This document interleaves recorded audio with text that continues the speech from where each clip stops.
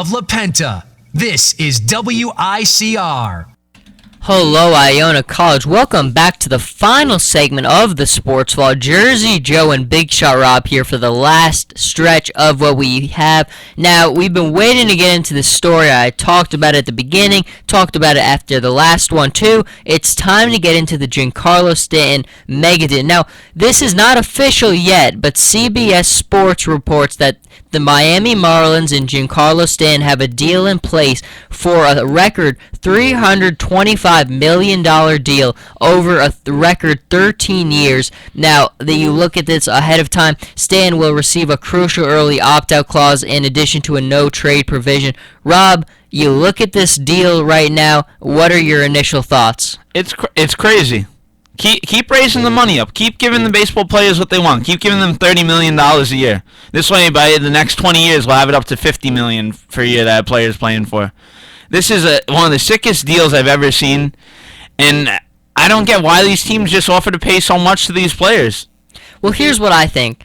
I think normally I am very against giving players deals like this, but general that's because, I mean, you look at what the Tigers did extending Miguel Cabrera last year, what the Mariners gave to Robinson Cano, what the Angels gave to Pujols. These were all guys who are in their 30s. I mean, you're going to be paying these guys all this money until when they're in their 40s.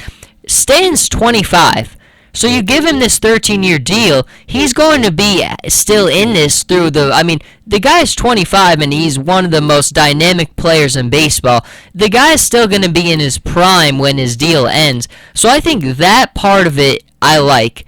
The thing I don't like, though, is for Stan is you're pretty much going to be stuck in mediocrity your whole career. I mean, a big thing is I'm a little surprised, and now, again, this is not official, is he was very adamant. I mean, when they asked him about if he would re-sign with the Marlins to a long deal, is he said 1 year, because obviously the Marlins, things were going pretty well this year. 1 year doesn't change many years of just mediocrity, and he's had a lot of frustrations with this Marlins organization. I've never been bought into their owner. I think their owner thinks he knows baseball, and he doesn't. I mean, when things don't go well, we've seen how many times he's just sold the team quickly. I mean, as soon as they won that World Series, he shipped everybody off. They made all those moves. They bring in Jose Reyes, Mark Burley, and all those guys. Things aren't working out, ships them all off. So I've never been a big fan of this Marlins organization, and I think that's a big part of it for me. What's your take on that part, though? Yeah, I would. Even though, you know what, the money's awesome in this contract, I wouldn't want to stay in Miami whatsoever. We saw, Joe, when they shipped out Jose Reyes and Burley, we saw how aggravated he was about it. Now, a guy like Gincarlo Stanton, amazing. Can hit over 40 homers a year, have over 100 RBIs a year, in my eyes, if he stays fully healthy. If I was him, I would want to play for a competitor. Yes. I want to play and win a championship, especially at the age of 25 right now. I don't want to stick with this team they're never going to win. Miami is not going to win. Nope. Because their owner does nothing to make the team better. Yes, they have a great pitching staff. Their pitching staff is getting better. Jose Fernandez is going to be back next year, but there's so many more pieces that are missing from this team for them to fully succeed. And that's the big part is I don't want him to sign this deal. I mean, look, he's worth, I think in this case, with his age, he's worth the contract. But I don't want him to sign it because I don't want to see him stuck in Miami his whole career. The guy's going to be just in total mediocrity. He's going to be putting up these great numbers, but we're always going to be just never seeing the guy in the postseason. I mean, it's just going to be bad, and I don't want to see that for him, but we will definitely keep our eye on that. Sticking with baseball a little bit, I mean, last week I didn't really get to talk about it because we weren't on the air, but Clayton Kershaw and Mike Trout each winning the MVPs. Now, I thought it was very, very easy. I really did. I mean, I think Clayton Kershaw, a lot of people sometimes have a problem with a pitcher getting it, but you just look at the season he had. Every single night he had it. I mean, and he missed the first couple of weeks of the season. The guy just every night was just unbelievable. And I think it was funny because we saw Madison Bumgarner kind of in the playoffs just with a historic run, really. And then it brought up a question to a lot of people. Who would you take in a big game? Or, I mean, maybe even right now, Bumgarner or Kershaw? Rob, I'll leave it with you. I'm taking Bumgarner. Bumgarner? He's just such a great pitcher, Joe. Don't get me wrong. Clayton is unbelievable. Clayton is the best pitcher of our generation, hands down. But Bumgarner knows how to finish in big games, and Clayton still to this day cannot pick up big wins come playoff time. That's my biggest problem. And here's the thing I really like about Bumgarner, a little bit over Kershaw's. Kershaw is very mechanical with his pitches.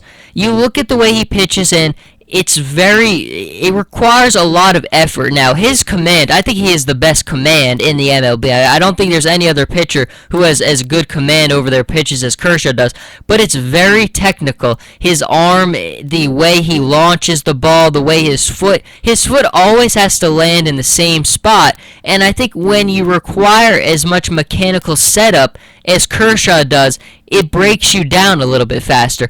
You look at Bumgarner. Bumgarner makes it look so effortless. This is a guy, he just goes up there and pitches, throws the ball. It's amazing to me how effortless. Even Kershaw with the speed. Kershaw's speed is one thing that's one of his selling points. Bumgarner's not a speed guy. The guy's just going up there throwing 80 miles per hour. I think it's not going to wear down. I think Bumgarner's going to be a guy who's going to be pitching forever because he's not a guy who's going to get broken down by the mechanics, by strain on his arm. I think Kershaw, we see, he pitches a lot. He finishes a lot of games because his pitch count is so low. But I think you just look at Bumgarner, the guy is just so effortless. Right now, I would still take Kershaw just because I'm a little biased towards Kershaw. But I think when you look at longevity, I think Bumgarner's in a better spot than Kershaw is. Oh, he most definitely is, Joe. Bumgarner, he amazes me still to this day because when I watch that whole World Series, Joe, he throws the pitch in the dirt, goes right up, keeps going. Nothing stops him, and that's the biggest thing with Marshawn Bumgarner. It really is. It was just a great historic run to watch. And Kershaw and Bumgarner, those are always very, very exciting matchups there. Now, the last thing is Mike Trout, obviously. For me, I really had no big... I really had thought it was pretty easy. He was the MVP of the American League. You look at the last 2 seasons, he had every chance to win those as well, but Miguel Cabrera just outdid him in those. But it was time for Mike Trout. Rob, when you look at just the youngest guys for baseball, I think it's a good thing for baseball because what baseball needs is star power. They really do. It's good this postseason having a guy like Bumgarner kind of be the face of the postseason with how good he was. Baseball needs the Gincarlos, the Mike Trouts, because that's how you build your league, is with star power, with people want to tune in to watch that guy. They can't miss. For me, it's Kershaw.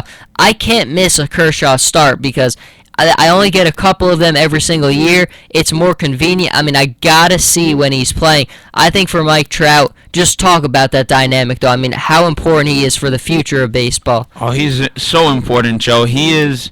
You look at it now, and a lot of the stars are gone. Derek Jeter retired this year, and a lot of people need a new star to follow now that Derek Jeter's gone. And you look at a guy like Mike Trout, guy's 23 years old, won the MVP, has been in the MVP race for 3 straight years.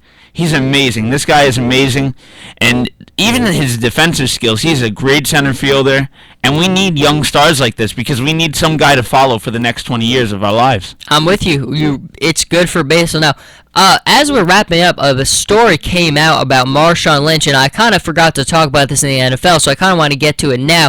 Now, it's an interesting dynamic because we've heard all year about how Marshawn Lynch most likely won't be back for the Seattle Seahawks this year.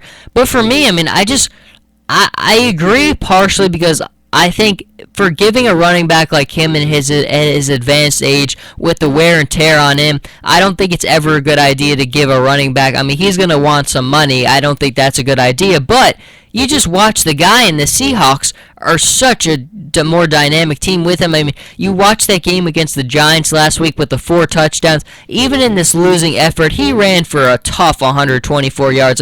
There were some runs against this Chiefs defense where there were just 4 guys on him, and he just would not go down. He's just such a relentless runner. So part of me thinks, look at Seattle. Doug Baldwin is their best offensive tool right now. You take away Marshawn Lynch, unless you're able to add some more offensive talent, this is a Seahawks team that needs all the offensive players they can get.